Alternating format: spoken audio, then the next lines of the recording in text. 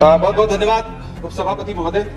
मैं अब्दुल वहाब साहब द्वारा लाई गई इस रेजोल्यूशन के समर्थन में बात करने के लिए खड़ा हूं। इसी थके हुए दस्ते तलब से मांगते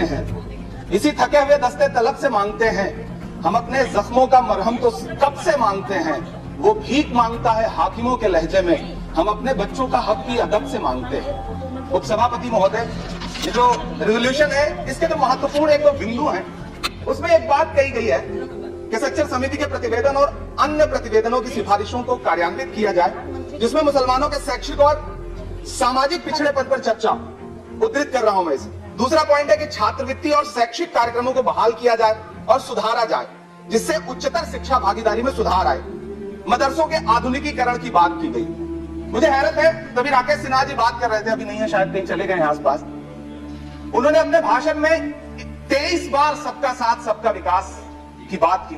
अभी गीता जी बोल रही थी, उन्होंने भी कहा कि सबका साथ सबका विकास का बजट आया है, लेकिन वो इसके ये जो रेजोल्यूशन है इसके विरोध में क्यों है, मैं समझ ही नहीं पा रहा। अगर आप सबका साथ सबका विकास का दावा कर रहे हैं, सबका साथ सबका विकास के नारे लगा रहे हैं, तो अगर एक पर्टिकुलर एक कम्युनिटी जो जिस स्ट्रक्चर कमेटी की सिफारिशों में यह तय हो गया है कि वो दलितों से भी बदतर स्थिति में है, उसका आर्थिक सामाजिक स्थिति ऐसी है, अगर उसके उत्थान के लिए कोई बिल बात कर रहा है तो फिर उसके विरोध में है क्यों।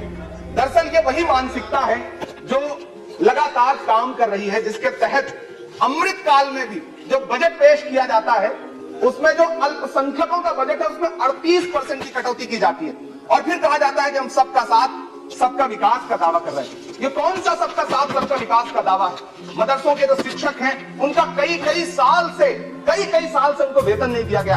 हमारे पास उनके फोन आते हैं, वो कहते हैं कि हमारी बात सदन में उठाइए, हम भूखों मर रहे हैं, हमारे घरों में चूल्हे नहीं जल रहे। हम जब उनकी बात यहाँ करें तो विरोध, लेकिन बातें क्या है, सबका साथ सबका विकास, सबका साथ सबका विकास। एक नारा सुनाई पड़ेगा कि सबका साथ सबका विकास। ये कैसा सबका साथ सबका विकास है। मैं सदन से ये पूछना चाहता हूँ कि यहाँ सत्र चल रहा है उपसभापति महोदय, और इसी संसद से महज 800 मीटर की दूरी पर जंतर मंतर पर खड़े होकर के कार्यक्रम आयोजित होता है अभी 4 दिन पहले, और एक व्यक्ति वहां खड़ा होकर के सीधे आह्वान करता है कि ईसाइयों और मुसलमानों को काटना कब शुरू करोगे। सीधे आह्वान करता है। और सभापति उपसभापति महोदय, मैं पूछना चाहता हूं कि दिल्ली पुलिस उस पर कोई कार्रवाई नहीं करती, उल्टा जो मीडिया उसको दिखाने का प्रयास करती है उनको नोटिस भेजा जाता है। ये कौन सा सबका साथ सबका विकास है उपसभापति महोदय। ये हम बहुत गंभीर लोग यहाँ बैठे, मैं उच्च सदन में बैठा हूँ, मैं यहाँ खड़ा होकर के कहना चाहता हूँ ये कौन सा सबका साथ सबका विकास है। उपसभापति महोदय, इसी दिल्ली में एक सांसद पाए जाते हैं, सत्ताधारी पार्टी के सांसद है, वो अपने कार्यक्रमों में सार्वजनिक मंचों पे खड़े होकर कहते हैं कि मुसलमानों का आर्थिक बहिष्कार करो। आप कह रहे हैं सबका साथ सबका विकास।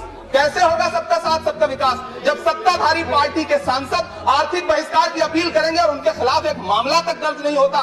प्रधानमंत्री जी अपने भाषणों में सबका साथ सबका विकास की बात करते हैं, लेकिन अफसोस है कि जब राजनीतिक तौर पर विकास करने की बात आती है तो लोकसभा में एक भी टिकट ये सत्ताधारी दल किसी मुसलमान को नहीं देता, राज्यसभा में एक भी टिकट किसी मुसलमान को नहीं देता, विधानसभा में जो बड़े बड़े प्रदेश है उसमें एक भी टिकट मुसलमान को नहीं देता। और वो 3 जो नाम के लोग थे, मुख्तार अब्बास नकवी साहब, एमजे अकबर साहब, सैयद जफर इस्लाम, उनको भी किनारे लगा दिया जाता है। ये कौन सा सबका साथ सबका विकास है।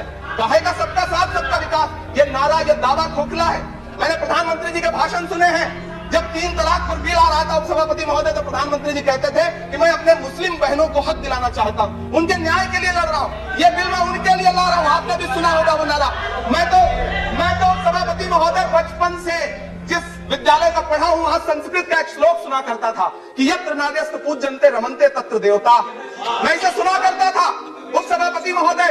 और फिर आज जब यहाँ सदन में खड़ा हूं तो मैं पिछले दिनों लाल किले से प्रधानमंत्री जी की, लाल किले की प्राचीर से वो भाषण, उनकी वो तकरीर भी सुन रहा था, जब वो कह रहे थे कि महिलाओं को बिना हक दिलाए देश आगे नहीं बढ़ सकता। जब वो लाल किले की प्राचीर से ये बात बोल रहे थे तो उस भाषण के महज 2.5-3 घंटे बाद उनके गृह राज्य गुजरात में बिल्किस बानो के आरोपी उठा किए जा रहे थे। उसी दिन उन्हें माला पहनाया जा रहा था, उनका सम्मान किया जा रहा था। ये कौन सा सबका साथ सबका विकास है।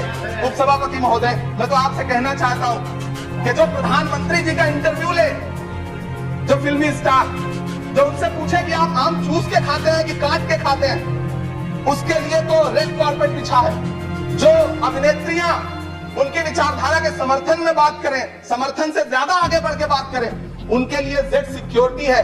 लेकिन वो शाहरुख खान जो पूरी दुनिया में भारत के तिरंगे का मान बढ़ाता है, जिसे फीफा वर्ल्ड कप में आमंत्रित किया जाता है, उसके लिए सोशल मीडिया पे किस तरह के ट्रेंड चलाए जाते हैं। टीवी चैनल ने एक प्रोग्राम बनाया जिसका नाम आपको पता है क्या रखा? यूपीएससी जिहाद। ये शब्द क्या इस देश में सुने जाने लायक है?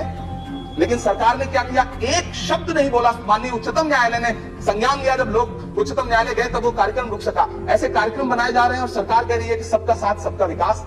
उपसभापति महोदय, मैं अंत में आपसे इतना कहना चाहता हूं कि ये जो आर्थिक और सामाजिक आधार पर जो बहुत बड़ी खाई है, उसको पाटने के लिए ये जो रेजोल्यूशन लाया गया है, मैं इसका समर्थन करता हूं।